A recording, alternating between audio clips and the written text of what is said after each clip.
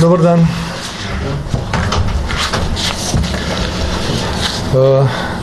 Danes vam želim predvsem seznaniti z nekaterimi zadevami v zvezi z arbitražo in procesom priznavanja Palestine, vendar pa naj na začetku le izpostavim nekatere še posebej dobre novice, namreč na ekonomskem, torej gospodarskem, finančnem področju.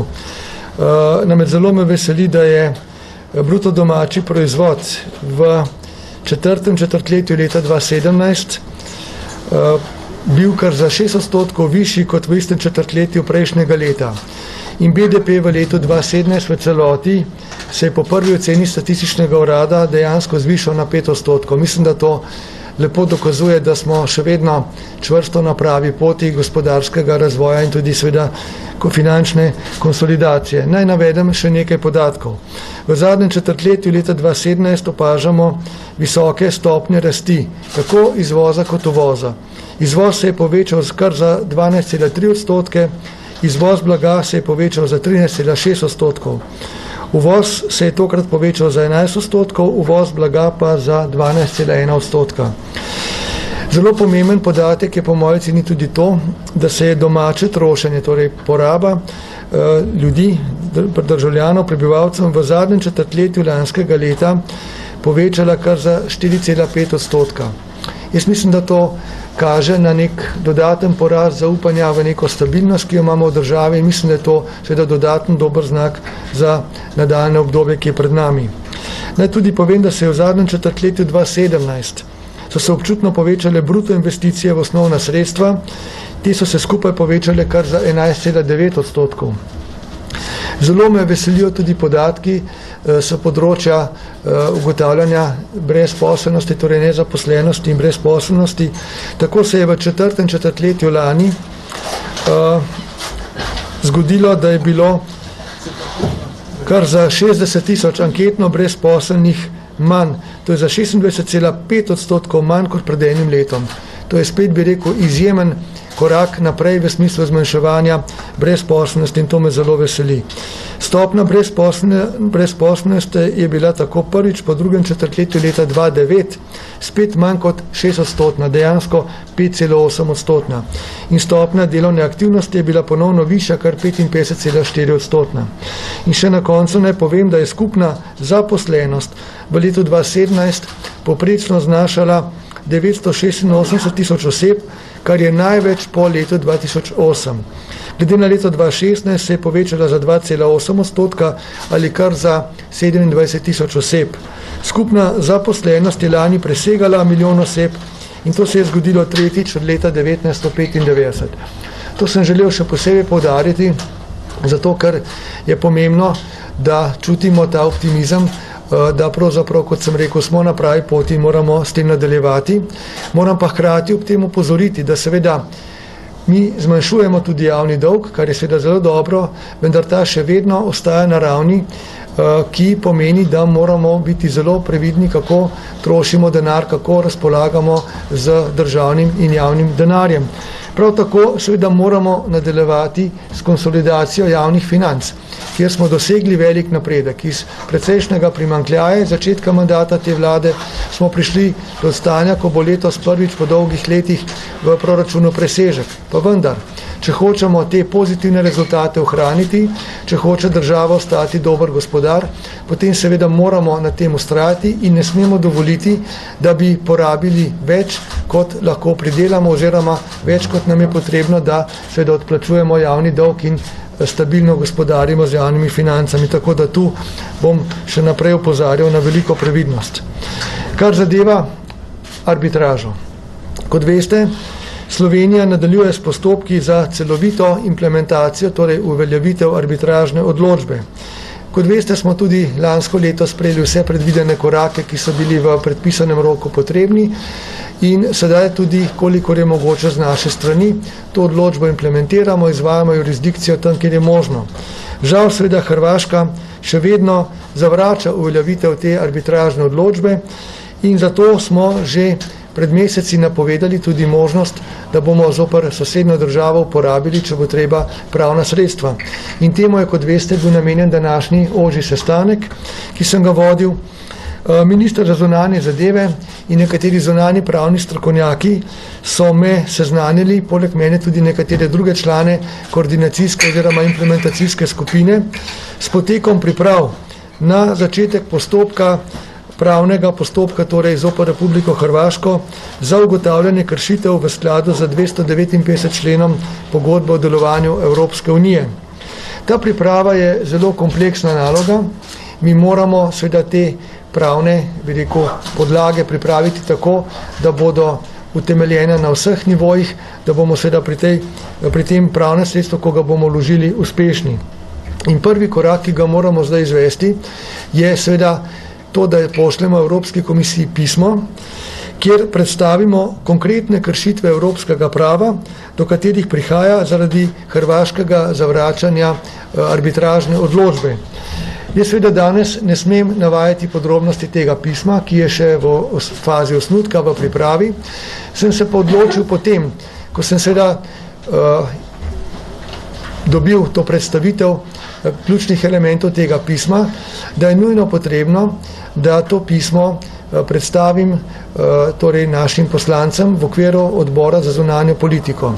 Namreč, poglejte, vsak korak doslej, ki sem ga skupaj z vlado vodil v tej smeri, torej v smeri pripravne implementacije in kasneje v smeri implementacije arbitražne odločbe, sem usklajeval s političnim vrhom. To se mi je zdelo izredno pomembno in je bilo tudi dobro za Slovenijo, zato, ker smo o vseh ključnih korakih v tem procesu dosegli potrebno soglasje in tako je Slovenija do zdaj vse te korake izvajala tudi dejansko lahko uspešno, poenoteno in tako, da je bila prepričljiva tudi navzven. Zato si želim seveda, da prije tudi zdaj do posvetovanja s političnim vrhom in to v okviru odbora za zunanjo politiko, kjer bomo seveda predstavili osnutek tega pisma, ki ga bo vlada jutri že obravnavala v informativnem smislu in če bo politična enotnost še naprej takšna, kot si želim in upam, da bo, bomo lahko potem to pismo skupno podprli in ga bo vlada poslala Evropski komisiji. Naj poudarim, da predvsem ta dosedanja usklajenost političnih strank, ta enotnost političnega vrha je ključna za Slovenijo in zato je tako pomembno, da jo vzdržujemo tudi naprej, kajti zavedati se moramo, da bo postopek s pravnim sredstvom zoper Hrvaško, kolikor do tega pride, če ne bi Hrvaška se prej premislila in implementirala arbitražno odločbo, torej ta postopek bo dolgotrajen, to se ne bo končalo v nekaj mesecih ali enem letu in zato seveda bo to tudi naloga prihodnjih vlad. In zato je pomembno, da zdaj v tem času pripravimo vse podlage tako, da bo tudi v nadaljevanju lahko katerakoli vlada te postopke uspešno peljala. V procesu priznanja Palestine sem pridobil, kot sem pred časom napovedal, mnenje vseh resorjev, torej ministrstev, tudi nekaterih vladnih in drugih služb, ki so relevantna za to zadevo, za ta proces. In jutri bomo tudi o tem govorili na vladi, seznanili se bomo natančno s temi mnenji, stališči, ki so jih resorji podali. In tudi tukaj ocenjujem, da je zaradi izredne občutljivosti tega procesa pomembno, da s tem, kar bomo jutri izvedeli na vladi, seznanimo odbor za zunanjo politiko. Naj povem, da Slovenija vodi zelo načelno politiko na tem področju. Mi vemo, da je tukaj v igri nek pravičen cilj, ki ga želimo doseči. Je pa tudi tukaj potrebno, da dosežemo seveda neko čim večjo poenotenost in kot veste, koalicijske stranke ta pravičen cilj, torej priznanje države Palestine, podpiramo. Jasno pa je, da bo takšno priznanje, ko bo do njega prišlo, imelo določene posledice. In zato moramo tukaj ravnati zelo odgovorno, preudarno in tako, da bomo obvarovali interese Slovenije. In seveda, kot veste, po naši ureditvi je dokončno odločitev o tej zadevi, o priznanju tuje neke države, torej je v rokah, v pristojnosti državnega zbora. In zato mislim, da je dobro, da v tej predhodni fazi seznanimo z vsemi temi mnenji pristojnih resorjev, tudi odbor za zunanjo politiko, in da potem dobimo neko povratno informacijo, nek povraten signal, kako naj vlada nadaljuje ta proces na svoji ravni in kaj lahko pričakujemo, da bo storil državni zbor. Tako da jutri po seznanitvi na vladi bomo se potem dogovorili, kdaj bomo lahko to predstavili v državnem zboru. Gre pa seveda za gradiva, ki bodo imelo zaenkrat še oznake zaupnosti, kajti gre za občutljivo materijo, ki jo moramo najprej prediskutirati na ravni vlade oziroma pristojnega parlamentarnega telesa. Tako da, ko bomo obe te razpravi o arbitraži in o procesu priznanja Palestine opravili v OZP-ju, se potem vrnemo na vlado in vidimo, kakšne bodo prihodne odločitve. Zdaj pa sem vam na voljo še za kakšno vprašanje. Hvala lepa. Zdaj pa najprej vprašanje, prosim, na to temo, če je kakšno, pa bomo potem nadaljevali, prav? Ja. Se pravi, jaz bi najprej prosil dve vprašanje to temo, pa kasneje še drugo. Gospod premier, se pravi, pravite časovnica jutri na vlado, verjetno prihodnji teden v parlament, potem pa ključna odločitev, ali takoj po parlamentarni zeleni luči, vemo, da glede tega ni nekega velikega nasprotovanja med slovensko politiko, takoj naprej v Bruselj, ali ste še malce počakali in to pismo poslali šele tik pred iztekom vašega mandata, da se nekako izognete tistemu času, nekako, ko je vlada samo še operativno nekako vodi tekoče posle. In pa druga zadeva, ali pričakujete, da bo seveda Evropska komisija v 3 mesecih, ki jih ima na voljo, to tožbo prevzela? Prepričan sem, da moramo to pismo Evropski komisiji poslati čim prej. Imamo vse utemeljitve in podlage, s katerimi lahko utemeljimo, da Hrvaška krši evropsko pravo, mednarodno pravo, torej vse tisto, kar smo zatrjevali že prej. Kot rečeno, kljub temu, kar sem zdaj povedal, želim o tem prej seznaniti vodje parlamentarnih strank oziroma parlamentarne stranke preko odbora za zunanjo politiko, potem pa bo vlada nemudoma, če bomo dobili neko podporo za to pismo poslala Evropski komisiji.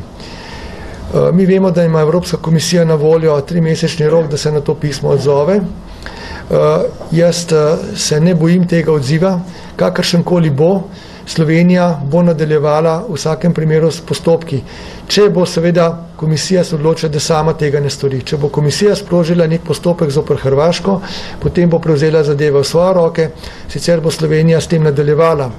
In jaz sem prepričan, da mora vlada ob tem, ko bo poslala to pismo komisiji, sprejeti tudi nek jasen sklep, da v primeru, če Evropska komisija ne bo sprožila ustreznih postopkov, mora to storiti slovenska vlada. Tako da bomo še zdaj, ko je slovenska vlada povsem opolnomočena v svojem ravnanju, sprejeli ta ključen sklep, ki ga lahko potem izvrši tudi recimo v nekem času pred ali po volitvah vlada, če tudi ne bo imela takrat več polnih pooblastil. Zdaj, ko imamo polna pooblastila, moramo sprejeti vse te odločitve in to seveda v sodelovanju z državnim zborom, da bodo imele te odločitve vso možno legitimnost in težo. K temu pa seveda prispevajo tudi ugledni in odlični strokovnjaki, ki nam pri pripravi tako pisma kot tudi pravnih sredstev pomagajo. Hvala. In še na to temo? Adrian, izvolite. Adrian Vakič, TV Slovenija. Mene samo še zanima, danes na današnjem sestanku so bili prisotni tudi pravni strokovnjaki. O vsebini vemo, ne moremo, ampak ali imate po vaši oceni, je tožba, je to pismo dobro pripravljeno, Slovenija ne more izgubiti, če tudi sama tu potem toži čez 3 mesece Hrvaško? Jaz ocenjujem, da je osnutek pisma zelo dobro pripravljen, seveda ga bomo jutri še enkrat preučili na vladi, kjer je tudi pomembno mnenje posameznih ministrstv, torej resorjev, pa vendar lahko že zdaj rečem, da moja ocena, tudi ocena kolegov, ki so danes bili na tem sestanku, je zelo pozitivna v smislu, da je pismo dobro in verjamem, da bomo podobne ocene deležni tudi v državnem zboru. Je pa prav, kot rečeno, da se tudi na tem poenotimo. Prepričan sem tudi, da s pomočjo odvetnikov, strokovnjakov se pripravljajo tožbene podlage, ki bodo kvalitetno pripravljene. Tudi o tem bomo dobili informacijo še v prihodnjih dnevih in tednih dodatno in poročali seveda samemu odboru za zunanjo politiko. Kot rečeno, mislim, da bi bilo prav, da komisija odreagira na to zadevo, kajti komisija je v svojih stališčih povedala, da je implementacija tukaj seveda nujna, tudi se strani Hrvaške, tako kot Slovenije, vendar pa moramo seveda počakati na to, kakšna bo reakcija komisije in kot rečeno, če bo komisija pasivna oziroma ne bo storila tega, kar bi po našem mnenju bilo pričakovano, bomo pač morali sami sprejeti ustrezne odločitve, ki sem jih prej omenil. Hvala, še tu je eno vprašanje na temo, drži? Premier, a poleg sprožitve 259. člena razmišljate še o sprožitvi kakšnih drugih pravnih postopkov oziroma tožb pred drugimi sodnimi instancami, raznim sodiščem EU?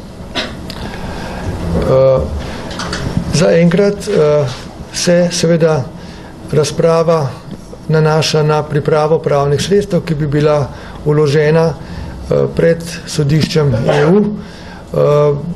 Več od tega pa v samem interesu, bi rekel, tega procesa ne morem povedati. Hvala lepa. Smo izčrpali vprašanje na to temo. Sanja, bi še to? Ne na to, na drugo. Dobro, potem pa gremo na druge teme, se pravi Sanja, izvolite. Sanja Hrvata, Planet TV. Samo eno vprašanje. Prihodnjo soboto je volilni kongres stranke SMC, poleg vas za mesto predsednika stranke poteguje še en kandidat. Je mogoče vam ime že znano in če ga lahko zvemo tudi mi. In v bistvu s kakimi pričakovanji boste šli na ta kongres? Ja. Včeraj sem bil zvečer obveščen, da je svojo kandidaturo za kongres prijavil še en kandidat. To je dobro, mi smo demokratična stranka in vsakdo je imel možnost kandidirati, tako da zdaj imam proti kandidata. Seveda sem prepričan, da bom s svojim programom in s tem, kar sem doslej pokazal, prepričal, bi rekel, kongres SMC, stranke Modernega centra, da lahko še naprej vodim to stranko in da je lahko uspešna volitve. Me pa samo veseli, če bo neka konkurenca na kongresu pripeljala do dobre razprave, do soočen mnenj, da bom lahko še bolj, bi rekel, jasno pokazal, kaj je moja vizija za Slovenijo, kaj mislim, da je tisto, kar SMC odlikuje kot stranko, ki bi morala imeti vodilno vlogo v prihodnji vladi. Imena pa priznam, da še sam ne vem, danes sem zelo veliko dela in nisem zaradi tega seveda se še imel časa niti pozanimati. Pripričan sem, da mi bodo danes ali jutri sporočili, kdo je ta kandidat iz stranke, seveda mi mora sporočiti. Hvala. Vprašanje je zelo mikrofon, podajamo Andrej Božičev. Hvala. Gospod Cerar, ena zadeva, ki je pravkar teče v parlamentu in tudi precej preča, je vprašanje dogajanja v Slovenski vojski. Zamenjali ste sami vrh pravzaprav vojske. Zdaj pa nekako predlog iz opozicijskih vrst prihaja, da bi se nekako izvzelo vojake iz sistema javnih uslužbencev in se jim dvignilo plače za 30%. Zanima me, kakšen se vam zdi ta predlog, je to sploh uresničljivo glede na javnofinančne zaveze naše države. In pa druga zadeva je pa civilna iniciativa zdravnika Loredana zoper vašo ministrico za zdravje. Zahteva njen odstop, v enem tednu je zbral 8000 podpisov za njen odstop. Se boste tega v vašem mandatu še lotili, boste prisluhnili tej civilni družbi in ali ministrica torej ohranja vaše zaupanje? Kar zadeva prvo vprašanje, ocenjujem, da bi bilo narobe, če bi vojsko izvzeli iz enotnega plačnega sistema, kajti to bi seveda pomenilo, da bi potem tudi druge poklicne skupine pričakovale, da dobijo nek poseben tretma. To bi bil zelo nepredvidljiv poseg in bi povzročil hude disfunkcije, torej probleme v delovanju sistema v naši državni upravi. Prav tako seveda tako visoka povišanja plača niso jasno niti mogoče v tem hipu. Mi vemo, da se nenazadnje zdaj pogajamo s sindikati javnega sektorja. To so zelo naporna pogajanja, naporni pogovori, kjer pa vse skozi poteka dialog in iščemo rešitve, da kolikor še nismo dovolj odpravili anomalij ali že povišali plač, to storimo še, seveda pa to poudarjam, v okviru javnofinančnih zmožnosti. Namreč, spomnimo se, leta 2014, ko sem prevzemal vodenje te vlade, je bila Slovenija v krizi. Imeli smo bistveno več kot 4% primanjkljaja v proračunu. Javni dolg je še vedno naraščal, bil je tam čez 80%. Imeli smo hude probleme v mednarodnem okolju. In vse to smo uspeli sanirati. Spet smo na pravi poti. Gospodarstvo se razvija, nezaposlenost pada. Bi rekel, javna uprava se je stabilizirala. Vsi so v javnem sektorju že dobili več. Odpravili smo številne anomalije. Tudi ne nazadnje prav za vojsko je vlada namenila dodatna sredstva, izdatna dodatna sredstva. Morate se spomniti, da v času, ko smo prevzemali vlado, je bila vojska v obupnem stanju. Kar nekaj let pred tem se je stanje stalno poslabševalo. Mi smo ta trend ustavili in začeli na to izboljševati stanje, tudi s tem, da smo ne samo zaustavili padanje sredstev namenjenih za vojsko, ampak smo začeli povečevati za modernizacijo, za razvoj. In v tem okviru je treba nadaljevati. Seveda pa pričakujem od ministrice za obrambo, da mi bo, kot sem mi seveda povedal in zapovedal, v roku enega meseca, zdaj nekaj dni že poteklo, skoraj en teden, predstavila zelo jasne ukrepe za izboljšanje stanja tam, kjer se je pred nekaj dnevi ugotovilo, da je stanje slabo. Kje so stvari zatajile? Kje v vodenju vojske je problem? Kje se sredstva ne porabljajo v prave namene? Sredstva je dovolj, da so vojaki lahko bolje opremljeni, da se lahko vojska začenja postopno modernizirati, seveda pa to še zdaleč ni dovolj za vse tisto, kar potrebujemo in zato moramo s tem procesom nadaljevati in bomo nadaljevali, kajti vojska zasluži bolje, tako kot tudi marsikateri drugi segment v javni upravi. Še zdravstvena ministrica. Ja, pobuda gospoda Loredana pač prihaja v nekem času, kjer se lahko vprašamo, ali je zdaj smiselno 3 mesece pred volitvami, če rečem takole na pamet, menjati kateregakoli ministra. Tako da jaz predvsem sledim to, kar vsebinsko sporočajo deležniki v zdravstvu in ob njem. Jaz želim predvsem, da se vsebinsko upoštevajo pripombe bodisi pacientov, bodisi zdravnikov, delavcev v zdravstvu, pa tudi tistih strokovnjakov, ki lahko pripomorejo k izboljšanju stanja. Ves čas priganjam ministrstvo, da dela, izboljšujemo zadeve, kjer se da, seveda gre proces počasneje, kot sem si želel, ampak premika se in s tem moramo nadaljevati. Tako da želim si predvsem nekega konstruktivnega dialoga, ne pa zdaj nekaj mesecev pred volitvami pozivanja k odstopu. Zdaj moramo narediti čim več, kar lahko za paciente, za zdravstvo in za pač vse v tem segmentu. Hvala. Še zadnji 2 vprašanji. Vračamo še tam. Hvala. Mene zanima še NLB. Na kakšen način bo vlada zaščitila NLB pred nadaljnjimi plačili sodb v zvezi s hrvaškimi varčevalnimi vlogami? Vemo, prihajajo več 10 milijonske tožbe. In še drugo podvprašanje pri tem, ali drži, da je bila vlada neodzivna pri tem, ko je NLB prosil za navodila, preden je lani novembra plačal tisto sodbo. Če najprej odgovorim na ta drugi del vprašanja.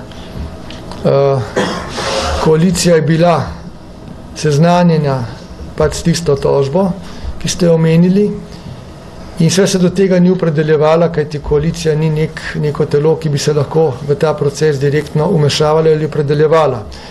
To je naloga same banke oziroma njihovih nadzornikov in skupščine, ki je SDH.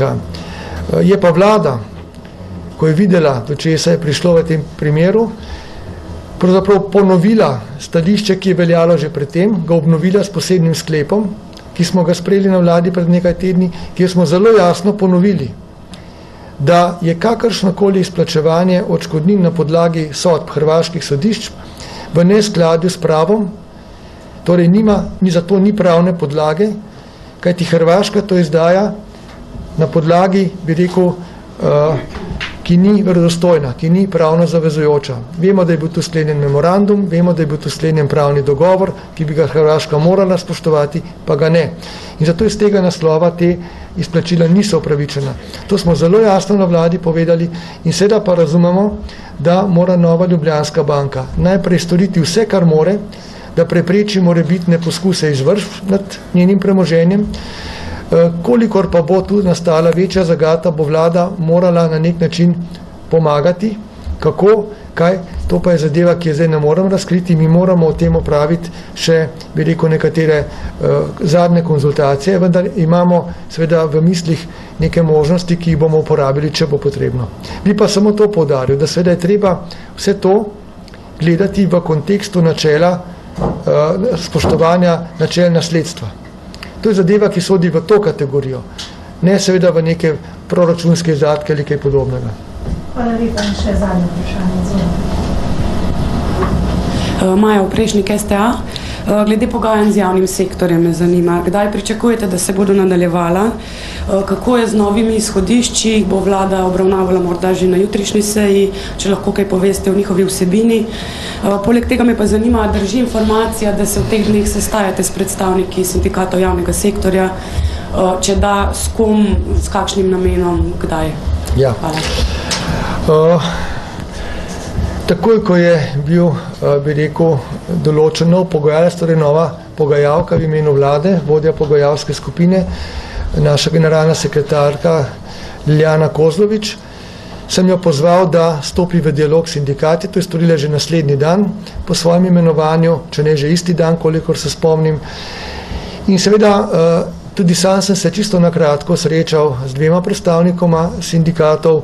To je bilo kratko srečanje, ni imelo nekega pogajalskega ali delovnega značaja, vendar pa smo na hitro ugotovili, da je zdaj smiselno predvsem proces voditi tako, da se na nekih pripravljalnih sestankih, ki jih seveda zdaj vodi z naše strani gospa Kozlovič in na drugi strani predstavniki sindikatov, ugotovi, kje je mogoče zbližati stališča, kajti za seboj imamo že kar tedne in tedne ali mesece in mesece pogajanj.